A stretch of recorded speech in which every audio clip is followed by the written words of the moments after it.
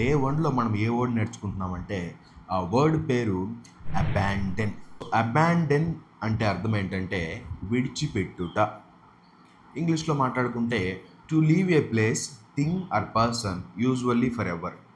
So ఎప్పటికీ ఏదైనా విడిచిపెడితే దాన్ని అబాండన్ అని మనం పిలవాలి. సో దీనికి సినానిమ్స్ కింద మనం ఏం మాట్లాడుకోవచ్చు?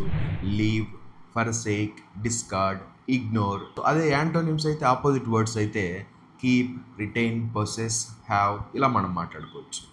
ఒక ఎగ్జాంపుల్ సెంటెన్స్ చూద్దాం. He abandoned his children. అతను అతని పిల్లల్ని విడిచిపెట్టాడు. మీరు కూడా అబాండన్ అనే వర్డ్ని యూజ్ చేసి కొన్ని సెంటెన్సెస్ నాకు కామెంట్ చేయండి. మన ఇంగ్విత వాట్సాప్ గ్రూప్ క్యూఆర్ కోడ్ని ఇక్కడ డిస్ప్లే చేస్తున్నాను. దాన్ని కనుక మీరు ఒక్కసారి స్కాన్ చేస్తే మీరు డైరెక్ట్గా మన వాట్సాప్ గ్రూప్లోకి వస్తారు. నేను ఎప్పుడు వీడియో అప్లోడ్ చేసినా, ఎప్పుడు కొత్త వర్డ్ చెప్పినా అవి డైరెక్ట్గా మీ మొబైల్ ఫోన్కి వస్తాయి. అక్కడి నుంచి మీరు వర్డ్స్ని, సెంటెన్సెస్ని, ఇంగ్లీష్లో ఉన్న గ్రామర్ని అంతా మీరు నేర్చుకోవచ్చు.